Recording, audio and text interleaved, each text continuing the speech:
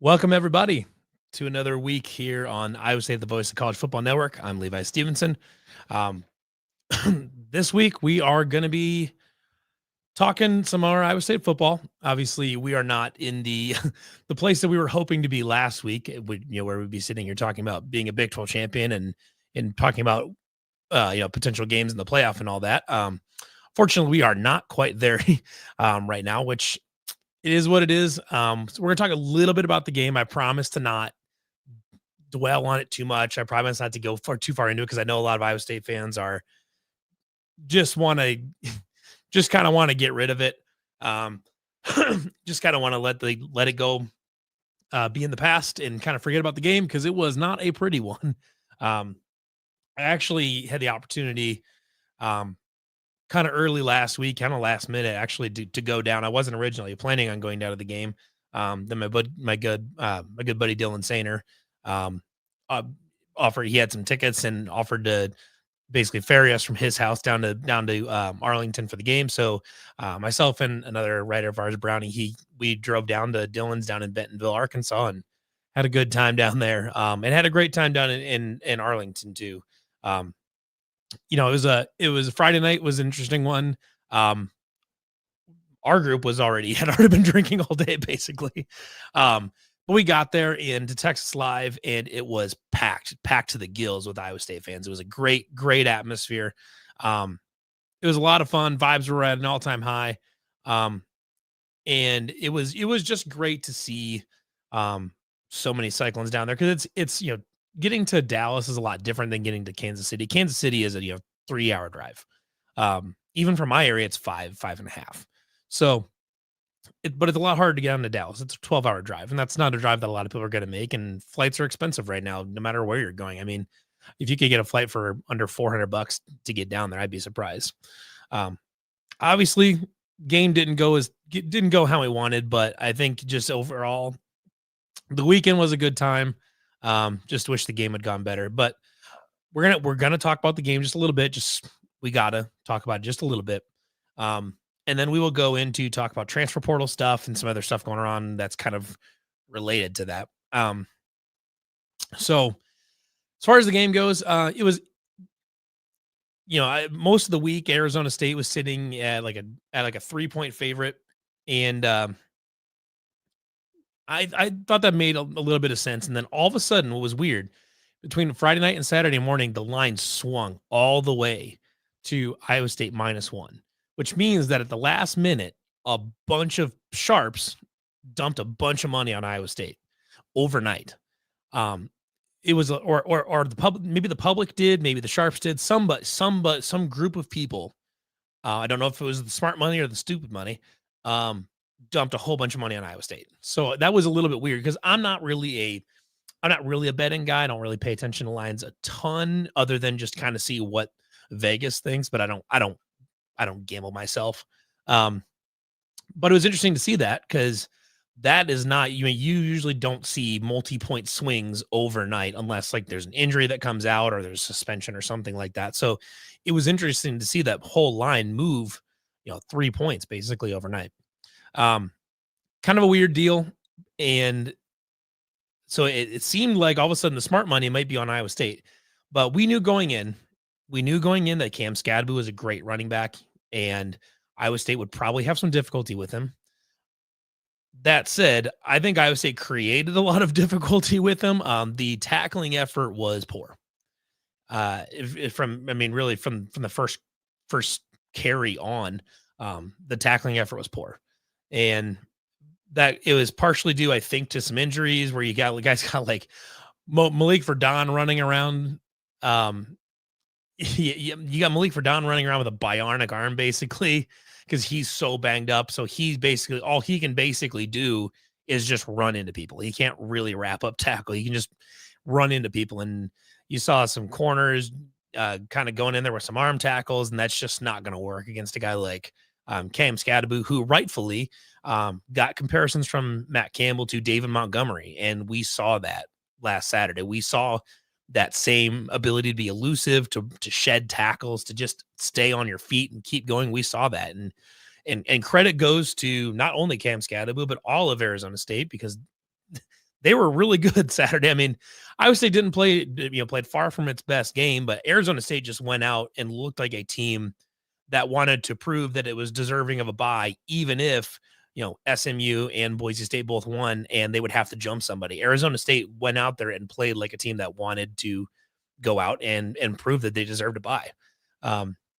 And that's exactly what they did. And I think we also maybe, I know I did for sure. I underestimated how good Sam Levitt was at quarterback. He was excellent. Looked composed, made some really nice throws. That fourth down call early in the game to run play action and then just go right over the top. Gutsy play call. Arizona State earned that, and that was a good ball by Sam Levitt, and it worked out for him. And Arizona State's defense came to play. Like I said, Iowa State certainly didn't play their best game, and I know there was a couple calls that didn't go Iowa State's way early in the game that kind of swung things, that started to really shift things. Specifically, like the missed PI call down near the end zone that ended up killing the drive, and then that was a drive that also ended in a missed field goal by Kyle Conrady. So that snuffed out that drive, so that hurts. But then I think it was the next drive after that was when we had that big Scadaboo, scrambling around and then just hucking it from 20 yards back. And you could maybe argue for grounding there, but really there actually was a lineman downfield. So there's an illegal man downfield on that play that should have been called, that would have made it much more difficult for Arizona State to score that touchdown. So I'm not gonna it. And yeah, so Brian's right here. So it's Iowa State didn't lose because of those plays, but it felt like those were just the start of the snowball. It was okay. Those first things went wrong, and then these went wrong, and then this went wrong. Then the last 5 minutes of the second quarter came, and then the wheels fell off, and they went down by 2 touchdowns. And then the third quarter happened where you turn it over on three straight drives, and it was well and due. It was well and good over by then. Arizona State did more to win this game than Iowa State did to lose this game. I know that that's the old cliche, is like, who did someone actually win or did someone actually lose?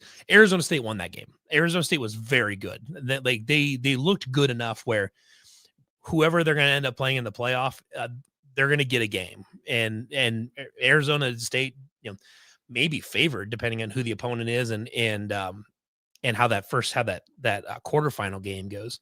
So it'll be interesting. I think Arizona State's got a very, very good shot at winning, a very good shot at least winning one game in the playoff. The way they're playing, that running back and that whole team, they played super aggressive. Credit goes to Kenny Dillingham. He had a good game plan. He took some really good gutsy play calls when he knew he could get away with them, and otherwise didn't really turn the ball over. They didn't beat themselves, and they were aggressive in the right spots. So credit goes to Arizona State. For Iowa State, it sucks. When you have those vibes on Friday night and you go in and then you lay an egg on Saturday, that sucks. But we move on. Iowa State's going to be playing Miami in the Pop Tart Bowl. So you got that to look forward to, and then we keep moving on. Next season is going to be here. So I don't really need to dwell too much more on that game. It is what it is. Wish Iowa State could have come away with it, but wasn't meant to be. As far as the Pop Tart Bowl goes with Miami, Iowa State was initially like a 1-point favorite, and then we found out that Cam Ward is playing in that game. Miami's very talented quarterback who may be the number 1 pick in the draft coming up. He is going to be playing, and immediately as soon as that was announced, the line swung towards Miami. I think they're maybe like 2.5 or 3-point favorite now, so it swung like 4 points in favor of Miami just by Cam Ward coming back. So Iowa State's definitely got a shot to win that, no doubt about it. There's rumblings that Caleb Bacon is going to be ready to play in that game, and it won't count towards his red shirt or anything like that. So he'll still be able to get a medical red shirt even if he plays in the bowl game, which would be huge. That gets him another year of eligibility, which you really, really want after he didn't play at all in the regular season or the Big 12 title game. So that'll be good to get him back and get him some snaps. So, the whole season wasn't a waste for him, and you can kind of get him off on the ground running heading into the offseason before you get into next season. And I would assume you're going to see probably a couple other guys like Ben Bramer will be able to play a little bit healthier. I don't know about Malik Verdon. I don't know what his plan is. If he's gonna go pro and go to the combine, I would if I were him, I wouldn't play. He's so banged up right now. I wouldn't play. Get yourself ready for the combine. Even if you're gonna come back, I still don't think I would play. Because you're you just don't want to risk any sort of further long-term injury. Um, in the case of that bowl game. I mean, like I'm definitely not an advocate for like guys skipping bowl games to stay healthy or something like that. But in Malik Verdon's case, where you are so banged up, I don't see the upside. I think you really should, regardless of whether you're coming back or not. I really don't think Verdon should play. Um, Bo Freeler's got nothing left going on after this right now. I mean, he might. I mean, maybe he'll try to go to the NFL and see if he can pass a physical, but I would doubt he can. So that Pop Tart Bowl against Miami is his last college game ever, pretty much no matter what.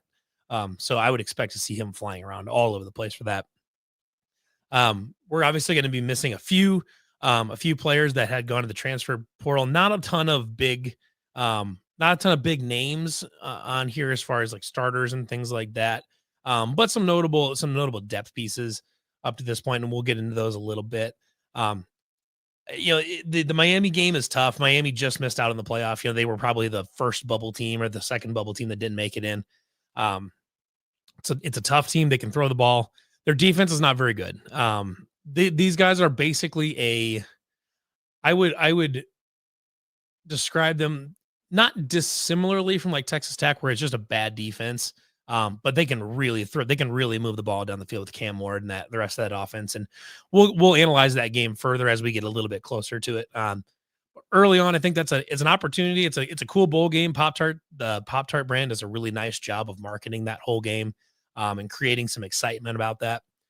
And it's a big opportunity for Iowa State in a big bowl game, that's got a big brand associated to it, and you're playing against a big brand in college football, in Miami. And if Iowa State's able to go into Orlando and go into the Pop Tart Bowl and put on a good show and maybe win that thing, that would be it's a consolation prize nonetheless. You would still obviously rather be a Big 12 title, Big 12 champ, and in the playoff. But as bowl game options were to go, that's not a bad consolation prize. Now, the question a lot of us are asking is, well, why isn't Iowa State in the Alamo Bowl? Well, because the Alamo Bowl had put out a press release. I think it was early last week, that was saying that they were down to their final option, that their final choices for the Alamo Bowl was either going to be Iowa State BYU or Arizona State's Colorado, depending on who won the Big 12 championship game. Well, because of how that Big 12 championship game went, the kind of prevailing theory is that Iowa State fans would not be very motivated to travel to a bowl game after that. So the Alamo Bowl decided to take two, Colorado and BYU, which those are two big programs in terms of visibility, in terms of getting viewers. That should be a really fun football game. I think that'll be a really fun game to watch. I think it'll get a lot of eyeballs, and I don't blame the Alamo Bowl for wanting to take them, because those are two kind of really those are two interesting teams in terms of like national media and just people watching. Colorado's Colorado. They've got Travis Hunter, Spencer, not Spencer Sanders, Shedeur Sanders, and all that. They've got all their own thing, and BYU's got their huge international fan base. And plus they were a 10-2 team as well. So that's another team that is very good. They had a lot of momentum early in the year. So I don't blame the Alamo Bowl at all for taking those two. I think that probably makes the right decision, because I don't disagree that Iowa State fans are probably not going to be that enthused to travel to a bowl game after that. Now, you'd get a better crowd in San Antonio, because a lot of us did go down to San Antonio for the last Alamo Bowl in 2018. And a lot of us had a very, very good time. Like, I know I went down and San Antonio was the best bowl destination I've ever been to. That was a lot of fun. Now, the Pop Tart Bowl is in Orlando, and I have never heard one good thing about Orlando as a travel destination. If you're not going to Disney World, Orlando is not a place that anybody wants to go. fan, or even like talking to some of the guys that I know that work in like local news, they don't even want to go for work type of thing. Orlando is not a place that people want to go to watch a bowl game. So I probably if I probably would not expect a particularly sizable Iowa State crowd there. Just one um on the basis of just kind of like a big letdown after that Big 12 title game. Two, traveling is expensive. Traveling is really expensive now, and you've got some people that just went to Maui, or some people that just went to the Big 12 title game, and then some people that maybe they're going to go to that Arizona road trip in basketball in January. And then there's also a bunch of people that are going to go to Ireland next fall. At a certain point, there's a threshold that you're going to hit.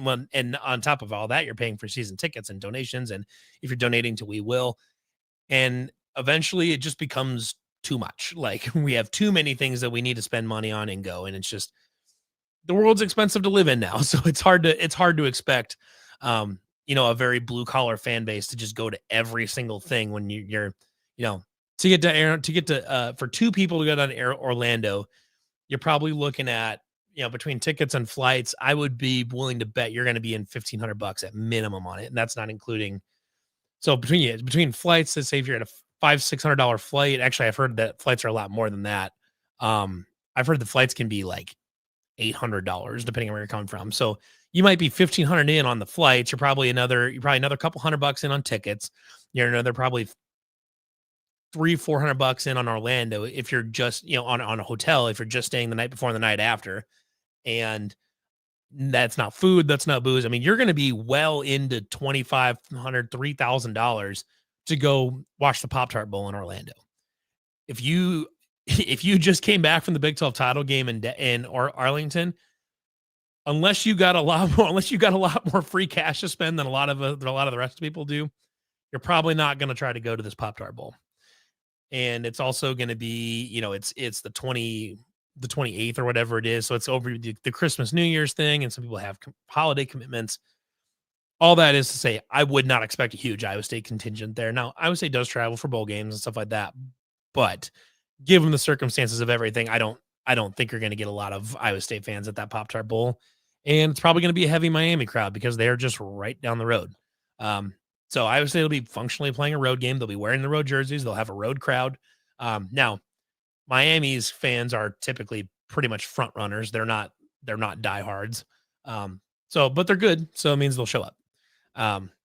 We will get more into like the X's and O's and kind of really breaking down that game. And breaking down that game a little bit more position by position and stuff like that as we get a little bit closer. Maybe in 2 weeks we'll do that. That's Christmas Eve, isn't it? We'll figure it out. Maybe next week we'll get into it. But that's Iowa State's path going forward. Either way, you get bowl practices, which every coach in America talks about how much they love bowl practices because you can get guys that a lot of reps that didn't get a lot of reps in the regular season. That said, Iowa State had like 110 players play this fall. So there's not a lot of guys on the roster that didn't get snaps. Pretty much everybody got some snaps at some point in a game this year, just via injuries. But this allows you to get some more controlled snaps, more camp-like snaps during these bowl practices, rather than just having to, rather than having Rylan Barnes and Bo Goodwin try to figure it out on the fly. And all of a sudden be taking starter reps and stuff like that. This is still good practice for them either way. And from what I understand, basically everybody from Iowa State is playing. Jalen Nolan, Jaden Higgins, and all that. I don't know about Malik Verdon. I wouldn't be shocked if he sat that out, but he also might play. He's played through a bunch of stuff all season. Otherwise, from what I understand, pretty much everybody's planning on playing. Now, obviously, as I mentioned before, Iowa State's got a handful of portal entries already. I think Iowa State's got the fewest entries in the Big 12 so far, though, which is interesting because the big thing changing right now is the reduction in roster sizes. So instead of having 85 scholarships before, it goes up to 105 now. So every school has 105 scholarships that they're allowed to give out. But the total roster size is also 105. So there's no having 120 guys on the practice squad and whatever else via walk-ons and all that. You have 105 scholarships you can give out, and you have 105 roster spots. Period. There are right now, the only reason that someone is on your roster and not on scholarship is because you can't afford to pay that scholarship, which that's a whole different thing. A lot of schools will be able to just go to 105 scholarships and be done with it. There are definitely a bunch in like a lot of the G5 and stuff like that that just will not be able to. I don't know if Iowa State will be able to. I assume Iowa State will try to get to that 105 scholarships because boy, howdy, if you can't offer 105 scholarships, then you might have issues getting people on campus and things like that. But we'll see. I don't know how Iowa State's going to handle that. And maybe they just choose to stick with 85 and leave the other 20 for walk-ons that just want a spot. And then, use that to power your walk-on program that's been very, very successful for Iowa State. So I'm not sure how they're going to handle that, but either way, roster sizes are shrinking. No doubt about it. Which means that you're going to have some of those fringe guys that are just going to they're just not going to have a spot on the roster just because. One of those guys is Keegan Shackford. So actually we'll go through portal entries right now. So I've got a list pulled up here it's 247 that has the list. Let me pull that up here real quick.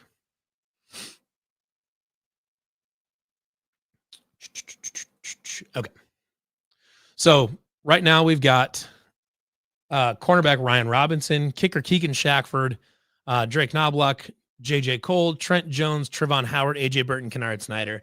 A couple of names on there that will not be surprising to you. Maybe a couple that are a little surprising, but not super surprising. Keegan Shackford, I believe, is a victim of the roster sizes. When you can have 120 guys on the roster, you can have a kickoff specialist, a short yardage kicker, a long yardage kicker, a pooch punter, an otherwise general use punter. You can have 5 kickers on your roster, 5 people that kick the football on your roster because you just have room for it. So you can have these specialists. My guess is that we are going to see Kyle Conradi taking kickoffs next year, which is fine. It's not a big deal, but I'm assuming Keegan Shackford is one of those guys that just doesn't have a roster spot for next year. Cornerback Ryan Robinson, I'll be honest with you, I'm not entirely sure who this is. I'd never really heard of him before. He was apparently a walk-on, didn't play at all. Not that big a deal. Drake Knobloch, long snapper. This might be another guy. They may have another long snapper coming in that they really like, and I'm assuming they're probably going to be sticking to just keeping one on the roster going forward. So that's probably there. The big one that everybody kind of saw coming, but is probably the most notable. Maybe Trent Jones there, but otherwise the most notable here, I would say, is JJ Cole, former 4-star former 4-star recruit. Obviously from Ankeny, his dad played. His dad kicked at Iowa State. We all thought when coming out of high school, this guy had a chance to get a starting spot last season. Obviously Rocco took over the job and has largely done a good job. But it was one of those. He's clearly well behind Rocco on the depth chart, and Rocco still got 2 years left after this. So even if JJ was next in line, he's looking at 2 more years before he's playing. So he's looking at really essentially having 1 year, unless Rocco left early, he's looking at having 1 year of eligibility where he's actually playing. However, it's not even clear that he's the backup right now because Connor Mobley got all of the backup snaps this year. And not only that, but you have a true freshman coming in Alex Mansky, who, while he is recovering from Tommy John surgery right now, when he is ready, maybe next year, but probably the season after that, when he's actually, healthy enough to take real snaps, his tape looks really good, man. Like it's looking like Alex Mansky maybe even be able to push, JJ down to the 4th string in his first season. And I don't know, maybe even push Connor Mobley down, because Mansky we can go through him a little bit this offseason. We find out if he's coming in the spring or not, but kid's got some really nice tape and he throws a good ball. So, I think that's the writing was on the wall for JJ Cole, and it sucks because you want to see 4-star quarterback from Iowa, legacy product. It's one of those things where you really wish it would have panned out, but it is what it is. And this is how college football works now, that when you don't get playing time, you transfer. And I don't know where he's going to end up. I wouldn't be shocked if he ended up at an FCS school, like a UNI or a North Dakota or something like that. It wouldn't shock me if he ended up at something like that, where he can come in, he can start, and really tear it up against a lower level competition. And I we wish him all the best and all that. So, but that was I think pretty much everybody saw that coming. So kind of is what it is with JJ, and we'll move on.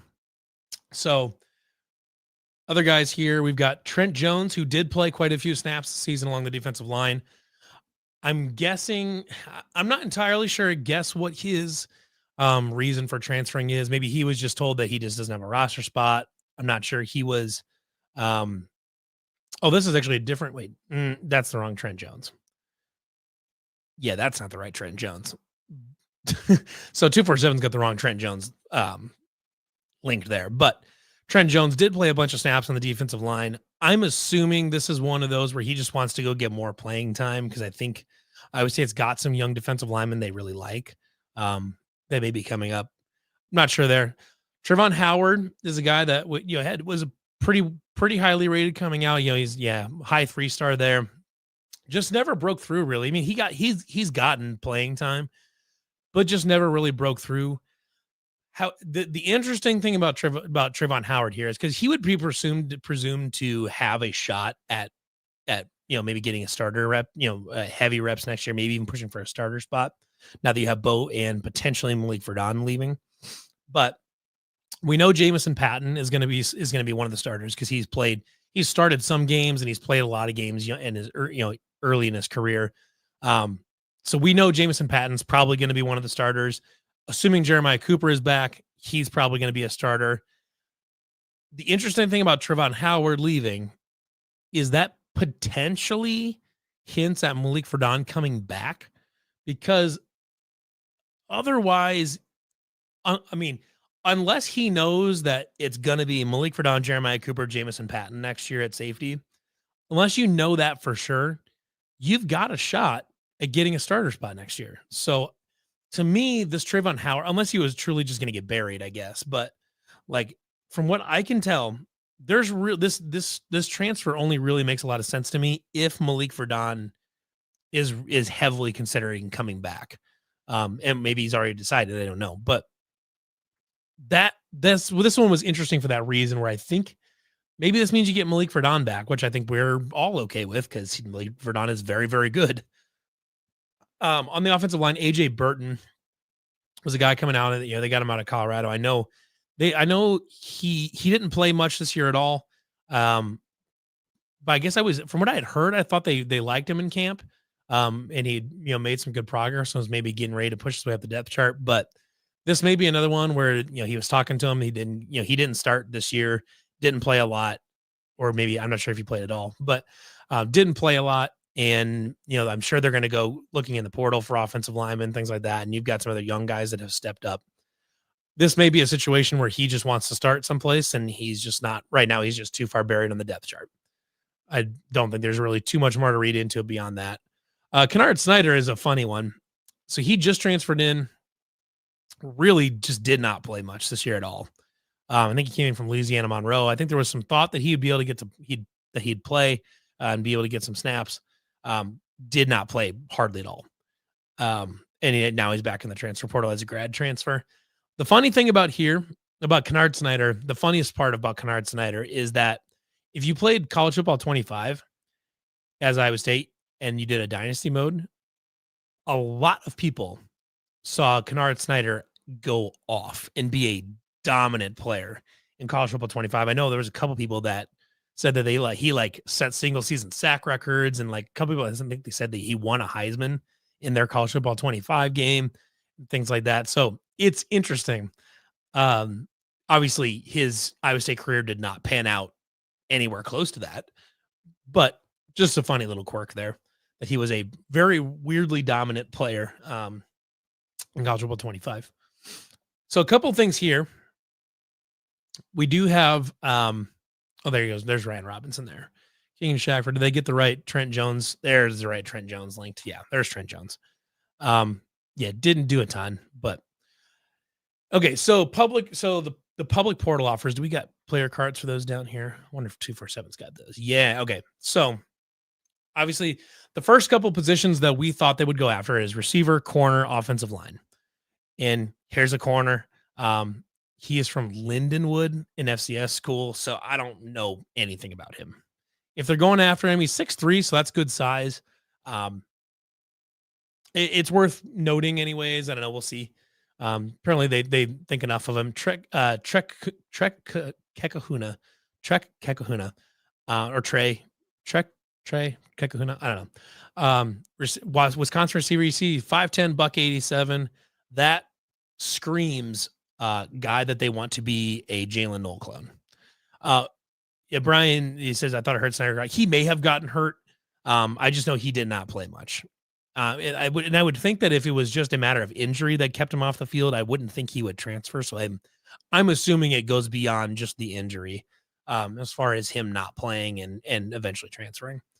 But Kekahuna here sounds. I mean, this sounds to me like they're just trying to find another Jalen Noel. That's the size of a route runner. Chase Soul is a really interesting one. This is one I'm pretty sure. I'm not sure if he's visited already. Okay, there he is. So he's taking to visit. Oh, taking his visit tomorrow. So there you go. He's got some good offers: Oklahoma State, TCU, Virginia Tech, Arizona State, Ole Miss, Florida. Some nice schools there that typically have good offensive talent. This is a guy I think we've got, from what I understand, we've got a pretty good lead on him. Or we've got a good chance at him. I don't know about a lead, but we've got a chance at him. This is a guy. If you're looking at Chase Soul and Kekahuna here, this is your Jaden Higgins. This is your Jalen Noel. To me, they're just trying to replace those two with pretty much the exact same thing. Watching a little bit of Chase Soul's tape, he's a good route runner. He's got good hands. After the catch is kind of a funny deal. Like he's good at getting upfield, but he doesn't really elude defenders like at all. It's funny to see because if you watch his tape a little bit, he'll like run after the catch and then try to run over somebody and then just get planted. It's kind of a weird deal. I mean, I think he can be a good player at Iowa State. Just his ECU highlights are just a little funny because it looks like he's just like seeking to get planted in the ground. But either way, started at Colorado. He was a transfer that got pushed out by Deion Sanders, went to ECU, had a decent season, and is now he's potentially going to be a Cyclone here. So that's an interesting one. That'd definitely be worth keeping an eye on. Javon Tracy is another one that I saw them add today. 6'2", 206. That's another Jalen Noel type. He had a nice season last year. I think he had, if I remember correctly, he had 57 receptions for 818 yards and 7 touchdowns. That's a number one receiver for Miami. This is a guy that's got production put up. Granted, in the G5 and the MAC, but this is a guy that's got proven production at the FBS level. I think this is a guy that you're going to see. If Iowa State lands Javon Tracy, I think this is a guy that you're going to see really compete for a starting spot right away. Ryan Strader, cornerback from Maryland, 6 foot, 182 pounds. So he's also coming, or not Maryland, he's also from Miami, Ohio. Had a decent little season last year. He's named an Football Writers Association All-American. So that's pretty cool. Got a nice little offer list though. Arkansas, Nebraska, Auburn, Mississippi State, Wake Forest, Utah, Virginia, Kansas, Louisville, Oregon State, West Virginia, Georgia Tech, Northwestern, Cincinnati, Wisconsin. I mean, there isn't any like high-end SEC schools there. I mean, I guess Auburn, but there isn't really any like high-end, like super high-end blue bloods or anything like that. But those are all Power 5 programs, some of them very solid programs, Utah, things like that. Obviously, they had a bad season, but Utah, generally speaking, pretty good program. Yeah, I did just catch that also, Brian. Yeah. He is 6 foot with a 6'8" wingspan, which is massive for a corner. That is a very large wingspan for a 6 foot person. So measurables are there. I have full confidence in Dion Broomfield and not Dion Broomfield. He'd be a corner. So that would be, gosh, who's the guy's name I'm completely blanking on right now, but they've done a nice job developing those corners. If you pair him alongside of John Tez Williams, Hank Potier, that's right. If you pair him alongside John Tez Williams, I think that's a really nice duo right there. We'll see there. So that's all of Iowa State's activity in the portal so far. As is per typical, Iowa State does not have a lot of transfers out. I was kind of almost expecting a little more, and we may get more. We may get more throughout the offseason a little bit because I think the portal's open until the end of December. We may get a little bit, we may get a few more, just because we're going to find out who's coming. You might, get commits and who's coming in and who's getting pushed out type of thing. As Iowa State gets to that 105 mark on the roster.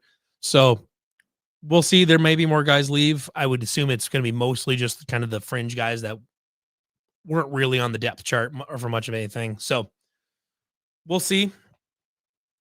There's just not a lot to talk about with Iowa State in the portal, which is honestly, I think that's okay because I don't think Iowa State wants to be in that situation. I think it was Utah that had, I think Utah's got like 22 or something like that, like over 20 players in the portal.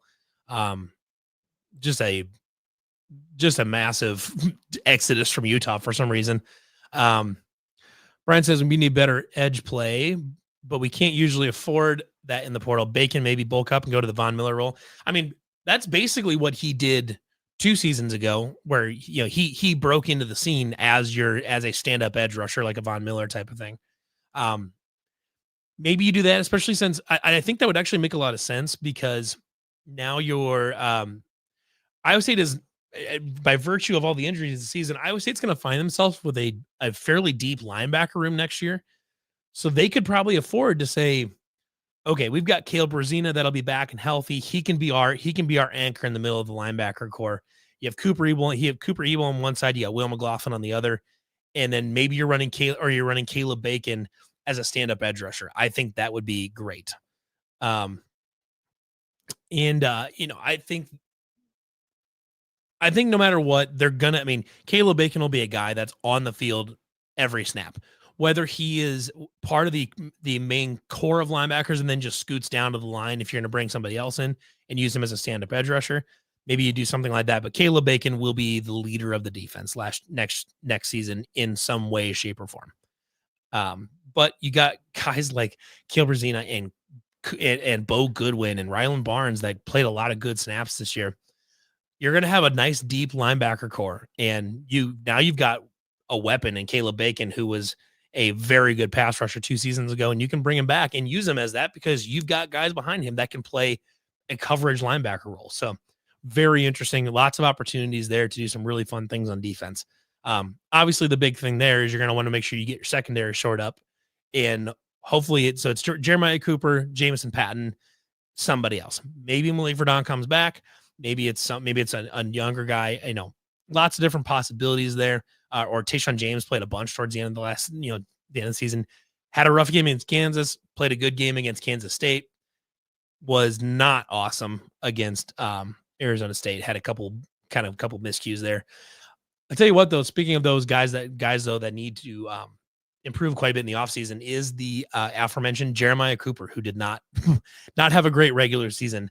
This is a good opportunity for him to get right in these bowl games, in these bowl practices, and then come into next season, be the guy that we saw last year, where you're coming in, you're ball hawking, you're doing what you got to do. You're a really good deep cover safety. Because this year there was a lot of times, maybe it was just him covering linebackers and whatever it is, but he really struggled at times this year and got beat one-on-one on a number of occasions. So that's going to be something that he'll want to get cleaned up before next year. But Jamison Patton has played a lot of really good snaps in his young Iowa State career. I would expect him to be one of the leaders of the secondary going into next season, alongside your John Tez Williams and Caleb Bacon and things like that. So the defense is a really interesting thing. The the thing I kind of want to talk about a little bit here, as far as kind of a third thing goes. Um, Before we get into our last topic, though, I guess we should talk a little bit about just general Iowa State goings on. Men's basketball is in the top five still, and they've got Iowa on Thursday after a dominant win last week over Marquette. So big season on the way for men's basketball. Got Iowa on Thursday. They're favored by 5 or 6, I think. I will be in attendance in Carver Hawkeye Arena wearing my Cardinal gold right in the middle of the Iowa Hawkeye season ticket holder section. So that'll be a fun time. Um, should be a good time. But let's the thing I wanted to talk about though is what I saw in the game Saturday. I don't want to talk about the game itself as much about like what Iowa State could have done differently and all this. But one of the things that I saw that I was so impressed by with Arizona State is this um is the aggression they played with. They came out and they played that game like they knew they were the better team and they wanted to tell the world about it. We saw some gutsy play calls from Kenning Dillingham. We got that fourth down, the fourth down play action, just the pop over the top. Yeah, that ended up going almost for a touchdown. Gutsy plays like that. I know that Iowa State is not that kind of a team necessarily where you're going to go for it on your own 40 or something like that. Unless you're like really trying to capture some momentum or keep a drive moving or whatever it is. I understand that, but I think it's not to the point of frustration, I don't think, but one thing I hope Iowa State evaluates this in the offseason a little bit is what their balance looks like in terms of aggression and being safe and trying to win in the margins and all that. Because Iowa State is right now in a spot where you've got enough talent on the field where you can feasibly be an aggressive offense that moves with tempo, that takes some shots, that stays aggressive and doesn't just hunker down into this turtle shell, and doesn't, just turtle into this 12 and 13 personnel thing where they just run and do weird tight end stuff. I love the tight ends. Obviously it's got a very deep tight end room, but I wish I want to see this, the offense especially, but really the whole team. I'd like to see more. I want to see more of a mentality of we're going to go and we're going to go assert our game plan on you and make you change what you're going to do to defend it. I think when you're playing when we play in this ultra conservative thing that Matt Campbell likes to play in, where you're just doing your thing and taking advantage of other teams' mistakes, that kind of game plan is fine and all if you take care of the ball and you don't commit penalties and you do the stuff and you take care of business in all of the other parts of the game so that way you can let your philosophy just win out in the aggregate. We saw this season though that Rocco, especially in the second half of the season, basically the bye week on and really UCF on, we saw him really struggle. As far as reading linebackers go, he was throwing tons and tons of really dangerous passes right into the center of the defense, maybe 8, 9, 10 yards or less type of things where he was throwing picks. It's harder to defend the return on that, giving it pick sixes. That became a real problem towards the end of the season. And we didn't see a ton of those really dangerous throws. Now he did throw a pick, but that was because it went off of the back of somebody's helmet, which maybe Rocco's too short. Maybe he uses too low of an arm slot. That's something he can fix mechanically probably, or they can fix in their protection to create more throwing lanes, whatever it is. That's not really didn't read things properly. That's just a weird bounce that went to Arizona State's hands. So we didn't see a ton of dangerous throws against Arizona State, but if you go back to the Kansas State game, and boy, was he bound and determined to throw balls directly in the middle, directly at defenders, basically, in short yardage throws. And that stuff has got to stop. I mean, it's got to stop no matter what, but when you are a team that lives and dies in the margins, in little tiny areas of advantage and disadvantage where the margin for error. I keep saying margin. I'm trying to avoid using margin, but it's the right word. Um, your margin for error is so slim because you have so few possessions in the game, and you're really slowing the thing down. I correctly predicted last week that both teams would be interested in trying to reduce the number of possessions. Now, Arizona State's Cam Scadaboo broke enough tackles and they were able to get enough broken plays that their offense felt like it was taking shots and stuff like that, but they were really just taking what Iowa State was giving them, which was some deep shots and poor tackling. Their game plan was run, run, run, run, run, play action, run, run, run, run, run, play action. That was their game plan. They really didn't take a lot of vertical shots on the field that weren't off of play action. And so their game plan was to sit and slow down and take possessions out of the game. But I would say essentially let them take that game plan and turn it into an explosive offense.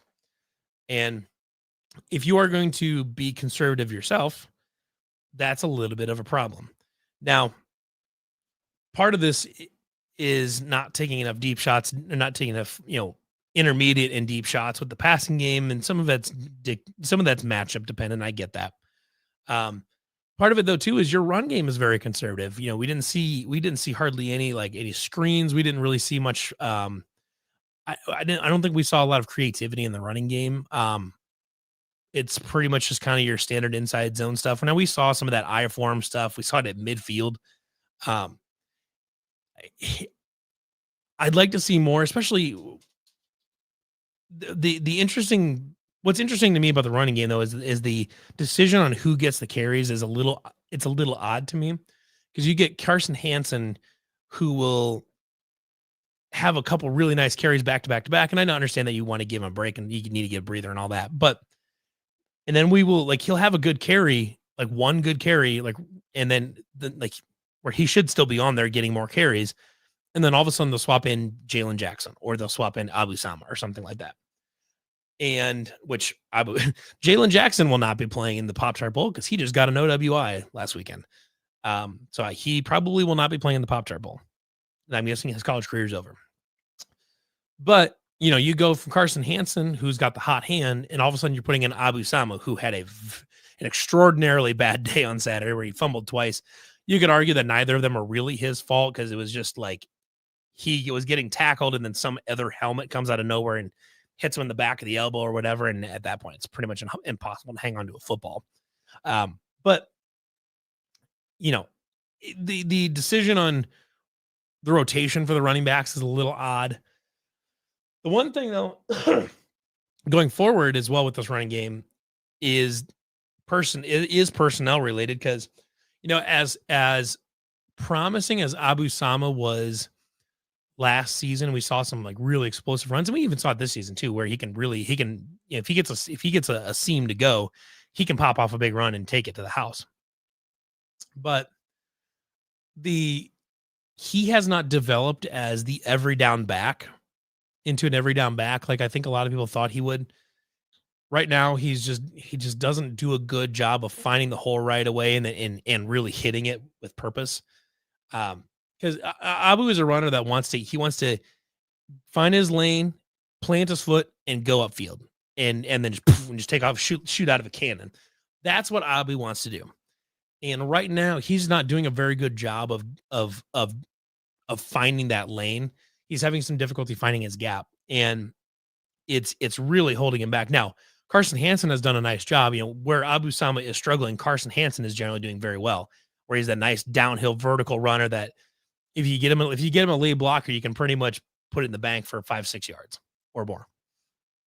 And you like that for sure. But the running game can't just live off a bunch of 5 and 6 yard carries, or off a bunch of 2 to 5 yard carries with the occasional 8 yard carry. I mean, you want to get some explosion in your running game. Abu Sama is a running back that can give you explosion in the running game, but right now it's a combination of Abu not finding his running lane very well, and maybe it's some of its offensive line play not getting him a lane to run through. And then part of it too is I think the scheme of the running game for Abu Sama, I think, needs to get a little bit more creative.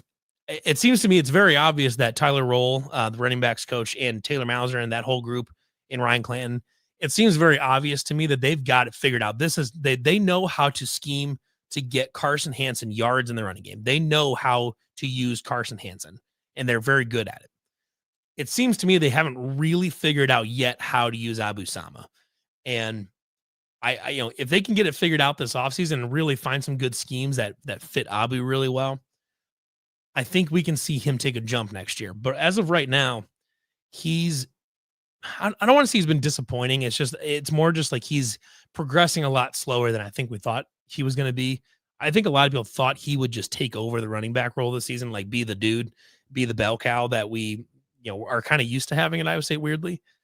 Even though bell cow running backs that's not really the trend in college football anymore. I mean, there are obvious exceptions like RJ Harvey and Ashton Genty and Devin Neal and stuff like that. But for the most part, you don't really see a lot of bell cow backs anymore. But Iowa State has had Dave Montgomery and Breece Hall and a few other guys where you have kind of that bell cow.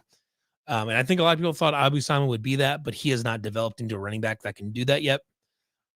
Hopefully they can get something figured out with him because his athletic ceiling is huge. It's very high, but they just have not figured out the best way to do that yet, because I think a lot of the running game right now is still derivative of it's still a legacy carryover from the days where you had a Breece Hall or a Dave Montgomery that were very good at finding their lane. And they were also not only good at finding their running lane and identifying their path, but they were also good at seeing a cutback lane, which Abu is very not good at right now.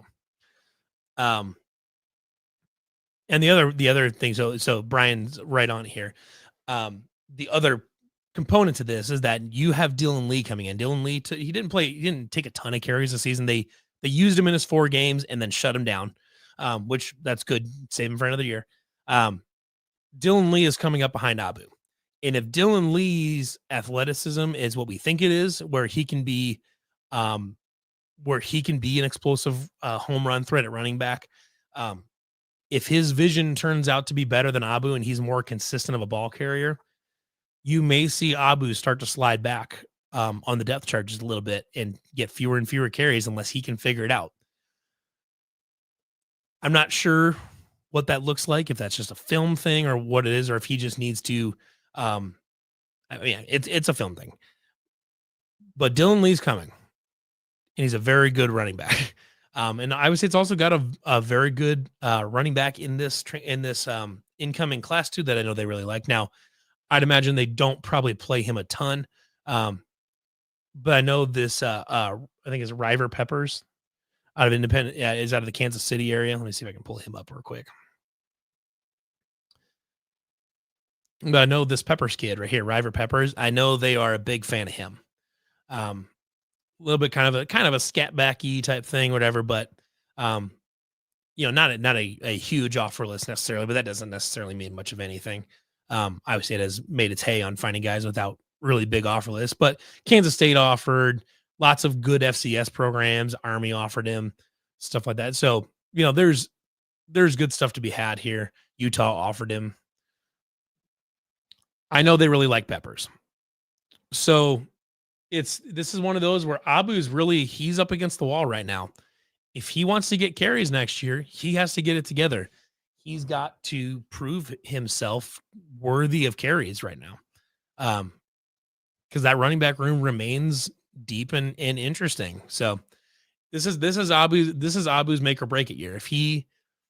If he doesn't get it put together this offseason and have to the point where he can get good carries next season, if he doesn't get that put together, it would not shock me to see him hit the portal next offseason, because he's gonna lose out on some of those carries. But we'll see. That's a long ways away, and he's got plenty of time to fix it. And I still think Abu can be I think he can be an exceptionally good running back here. But he's got a lot of the mental game that he's got to figure out. And for better or worse, he's got competition that will be pushing him next year in the form of Dylan Lee. And I think Carson Hansen has probably established himself as RB1 going forward. Seems like that is the case here. So it'll be interesting to see how Abu handles that if Matt Campbell would call it adversity. It'll be interesting to see how he handles that. So that's kind of the main thing that's going on right now with the transfer portal. We'll see. they don't have a lot of guys in the portal. They don't have a lot of offers out, but it seems like the guys they've got offers out to are guys that are going to fit the system really well, especially the East Carolina kid. Seems like he's a Jaden Higgins. And then you've got two other guys that can be Jalen Knowles. Now on the roster, you've got guys that I think that can step up, and we saw some flash this year. We saw Dominic Overby have a couple nice catches here where he's a little bit taller and a really fast guy. Brett Eskelson looks like a guy that could be a slot receiver type of thing. Excuse me, like with the Jalen, in the model of a Jalen Knoll. We saw flashes of Eli Green early in the season. We're like, oh, that's wide receiver 3. And then we just never saw him again. I'm not sure what's going on with Eli Green. Then we've got Carson Brown, the walk-on from Ankeny that came up, and he played a lot of snaps at wide receiver 3 this year, and he made some nice plays. Looked young, but that's a guy I think that will probably have a shot at being a starter next year. And then you've got the Army transfer as well, Isaiah Alston, who we didn't really see a ton of this year. Maybe he really kind of gets it together and is ready to go next season. And you've got a lot of other guys in that room. Maybe Daniel Jackson decides, Daniel Jackson could decide to medically retire.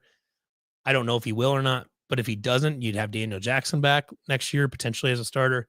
So I think there's a lot of interesting names there, but it's a lot of very young names that have not gotten necessarily a ton of snaps. So bringing in some established veterans with proven production at the Power 5 level, or at the Power 5 level, but the FBS level, in the form of the Miami receiver, the ECU guy, and in the form of those players and the Wisconsin receiver as well. Adding those to the room is only a plus, because you need to find your guys for next year, because you are losing 2 1,000-yard receivers. So you got to get it together. Obviously, you'll have support in the tight end room with Ben Bramer and Gabe Burkle and Cooper Alexander, but I don't know.